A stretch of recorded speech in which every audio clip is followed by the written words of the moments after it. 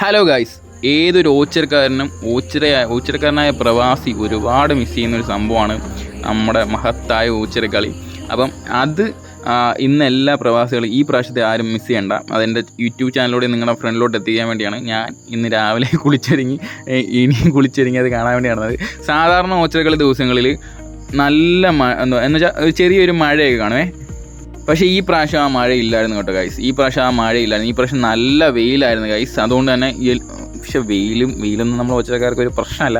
നമ്മൾ വെയിലാണെങ്കിലും ഇനി എന്താണെങ്കിലും നമ്മളത് മറികടക്കും എന്നുള്ള കാര്യത്തിൽ നമുക്കിന്ന് നമ്മൾ ഓച്ചക്കാർക്ക് പിന്നെ പറയേണ്ട ആവശ്യമില്ലല്ലോ.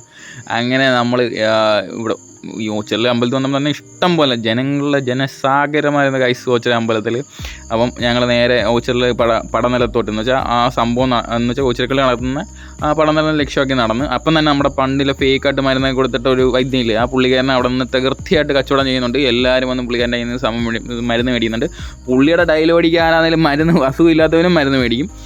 ഓച്ചിറക്കളി എന്താണെന്നറിയാത്ത പ്രേക്ഷകർക്ക് വേണ്ടി ചെറുതായിട്ടൊന്ന് പറഞ്ഞുതരാം കേട്ടോ. നമ്മുടെ ഉത്സവ സീസണിൻ്റെ ആരംഭം നമ്മുടെ ഓച്ചിറക്കളിയിൽ നിന്നാണ് സ്റ്റാർട്ട് ചെയ്യുന്നത് കേട്ടോ. ഇവിടെ എന്ന് വെച്ചാൽ ഇത് നമ്മുടെ ഓച്ചിറ പടനിലത്ത് അമ്പലപ്പുഴ, കായംകുളം എന്നീ നാട്ടുരാജ്യങ്ങളിലായിട്ടുള്ള യുദ്ധം എന്ന രീതിയിലാണ് ഓച്ചിറക്കളിയുടെ ഒരു ഐതിഹ്യം വരുന്നത്. കായംകുളം രാജാവിൻ്റെ പടയാളികൾ വർഷം തോറും നടത്തുന്ന ഒരു യുദ്ധാഭ്യാസമായിരുന്നു ഈ ഓച്ചിറക്കളി എന്ന് പറയുന്നത്. 52 കരകളിൽപ്പെട്ട പടയാളികൾ ഓച്ചിറ പടനിലത്ത് വന്ന് ഗ്രൂപ്പായിട്ട് തിരിഞ്ഞ് യുദ്ധസമാനമായ അഭ്യാസങ്ങൾ നടത്തുന്നതാണ് ഓച്ചിറക്കളി എന്ന് പറഞ്ഞത്. ഇവർ ഒരു പാട്ടൊക്കെ ഒരു വായ്ത്താലമൊക്കെ പാടിയിട്ട് ഈ വെള്ളം തെറിപ്പിച്ച് ഓപ്പോസിറ്റ് പടയാളുടെ ദേഹത്ത് തെറിപ്പിക്കുകയും അവരും അതേപോലെ ഒരു പാട്ട് പാടി ആ വെള്ളം തെറിപ്പിച്ച് ഇപ്പുറത്തെ പടയാളുടെ ദേഹത്ത് തെറിപ്പിക്കുകയൊക്കെ ചെയ്യുന്നതാണ് ഇതിനെ ഓച്ചിറക്കളി എന്ന് പറയുന്നത്. പിന്നെ ഫുള്ള് ഡീറ്റെയിൽ ആയിട്ടൊന്നും എനിക്കറിയില്ല, എനിക്ക് അറിയാവുന്ന രീതിയിൽ ഞാൻ പറഞ്ഞതേ ഉള്ളൂ. പക്ഷേ നല്ല രസമാണ്. പക്ഷേ മുതിർന്നവരുടെ കയ്യിൽ വാളൊക്കെ ഉണ്ട് കേട്ടോ. അവർ വാൾ ഉപയോഗിച്ചിട്ടാണ് ആ വെള്ളം തെറിപ്പിച്ച് അപ്പുറത്തോട്ടിരുന്നത്. പിള്ളേരുടെ കയ്യിൽ കാപ്പിത്തണ്ടാണുള്ളത്. മലയാള മാസമായ മിഥുനത്തിലെ ജൂൺ പകുതിയിലാണ് ഈ ഓച്ചിറക്കളിയുടെ ഒരു ഡേറ്റ് ഒക്കെ വരുന്നത് കേട്ടോ. ജൂൺ പകുതിയിലായിട്ട് ഓച്ചിറക്കളി 2 ദിവസത്തേക്കാണ് ഈ ഓച്ചിറക്കളി നടക്കുന്നത് കേട്ടോ. 2 ദിവസമായിട്ട് ഈ ഓച്ചിറക്കളിയൊക്കെ നടക്കും.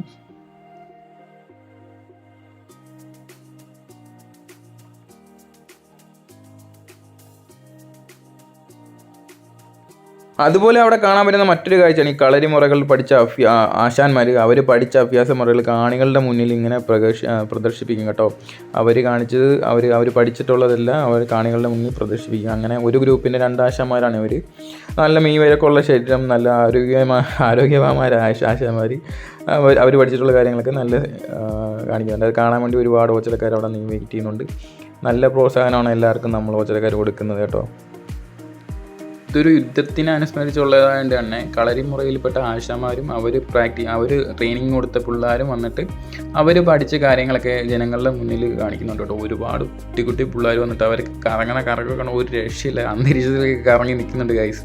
അപ്പോൾ അവർ പഠിച്ചൊക്കെ അവിടെ വന്നിട്ട് ജനങ്ങളുടെ മുമ്പിൽ ഷോ കാണിക്കുന്നുണ്ട്. ഇതൊരു 3 ഗ്രൂപ്പായിട്ടുണ്ട് കേട്ടോ. മഞ്ഞ, ചുവപ്പ്, നീല എന്ന് പറഞ്ഞ 3 ഗ്രൂപ്പായിട്ട് അവർ പഠിച്ച കാര്യങ്ങളൊക്കെ അവിടെ കാണിക്കുന്നുണ്ടായിരുന്നു കേട്ടോ ഗൈസ്.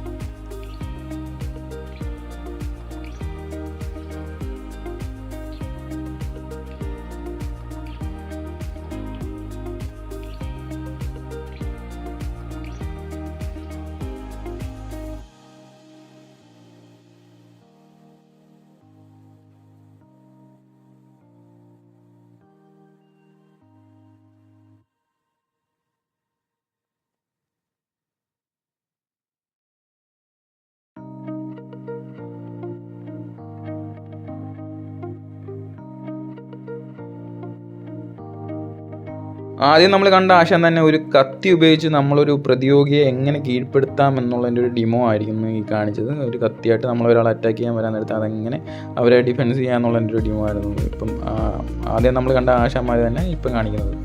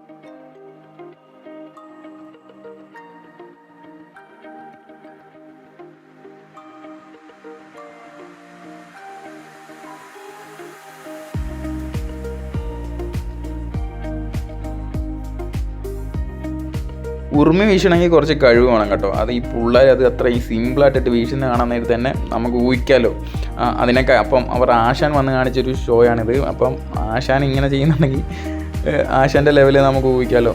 ഒരു രക്ഷയില്ലായിരുന്നു. ഉറുമി എന്നൊക്കെ പറഞ്ഞാൽ നമ്മുടെ മനസ്സിൻ്റെ ഒരു സീനത് വിട്ട് പോയി കഴിഞ്ഞാൽ നമ്മുടെ തലയിൽ തന്നെ ഇരിക്കും സാധനം. അപ്പം ഉറുമിയൊക്കെ വീശുന്നൊക്കെ ഒരു രക്ഷയില്ലായിരുന്നു. അതേകൂട്ട് തന്നെ എല്ലാവരും സപ്പോർട്ട് കൊടുക്കുമ്പോൾ അവർക്ക് ചെയ്യാനൊരു ആവശ്യമായിരിക്കും. ഇത് എടുത്തു പറയേണ്ട കാര്യങ്ങൾ തന്നെ ആൺകുട്ടികൾ മാത്രമല്ല ഗൈസ്, പെൺകുട്ടികളാണെങ്കിൽ പോലും ഇത് എല്ലാ പെൺകുട്ടികൾക്കും ഓരോരോ കഴിവുണ്ട്. അവർ ഒന്നെങ്കിൽ കമ്പുവടി ഉപയോഗിച്ച് അടിക്കാനോ അങ്ങനെ അതിനെക്കുറിച്ചാണല്ലോ, എല്ലാത്തിനും ഓരോരോ കഴിവുണ്ട്. അവരത് വന്ന് അവിടെ കാണിക്കുന്നുണ്ട്. അവർ പഠിച്ച വിദ്യകളെല്ലാം അവിടെ നിന്ന് കാണിച്ച് എല്ലാവരുടെയും കയ്യിൽ നിന്ന് കൈയടി മേടിച്ചിട്ടാണ് അവിടെ നിന്ന് പോയത് കേട്ടോ ഗൈസ്.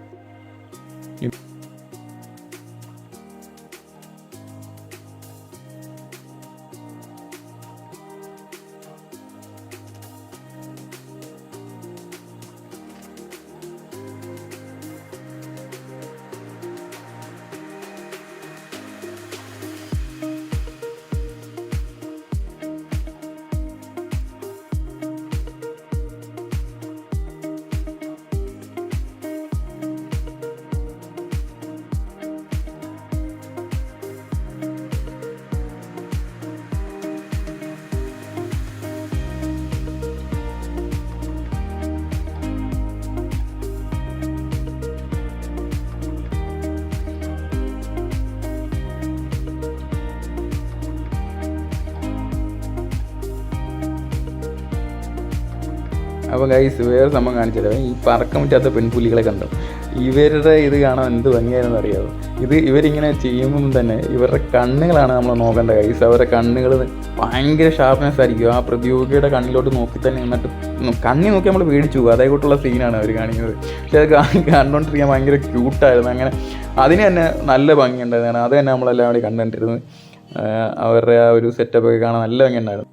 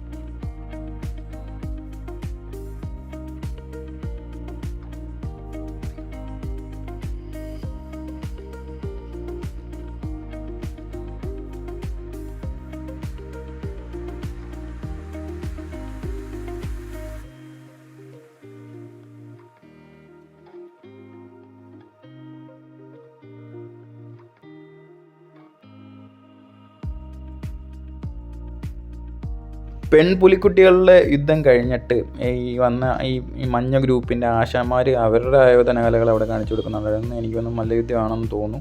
അപ്പം അതും അവർ കാണിച്ചു കൊടുത്തു. പക്ഷേ ഈ ആശാന്മാർക്ക് രണ്ടുപേർക്ക് നല്ല പ്രായമുണ്ട് കേട്ടോ. ഇന്ന് ഒരു 55-60 വയസ്സുണ്ട്. പക്ഷേ ആ വന്നോള പുള്ളിയൊക്കെ നല്ല ഹൈറ്റിൽ ചാടും. ഭയങ്കര ഫ്ലെക്സിബിളാണ് പുള്ളിയൊക്കെ. അപ്പം നമുക്ക് ആ പുള്ളിയൊന്നും അണ്ടർ എസ്റ്റിമേറ്റ് ചെയ്യാൻ പറ്റത്തില്ല. അത്രയും പക്കയാണ് പുള്ളിയൊക്കെ. നമ്മുടെ ആശാന്മാരുടെ അഭ്യാസ പ്രകടനം കഴിഞ്ഞപ്പം തന്നെ അവിടെ സംഭവിച്ചത് 2 പുലിക്കുട്ടികൾ സിംഹക്കുട്ടികൾ എന്നൊക്കെ തന്നെ പറയാം. അവരുടെ അഭ്യാസമായിരുന്നു അവിടെ അരങ്ങേറിയത്. അവരും എൻ്റെ പൊന്നും ഒരു രക്ഷയില്ലായിരുന്നു. എന്തോന്നാണ് നമുക്ക് ഒരു രക്ഷയില്ല. അപ്പം ഗൈസ് എല്ലാ അവിടെ നിൽക്കുന്ന പിള്ളേർ മൊത്തം അവരെയാണ് ശ്രദ്ധിച്ചുകൊണ്ടിരുന്നത് ഗൈസ്.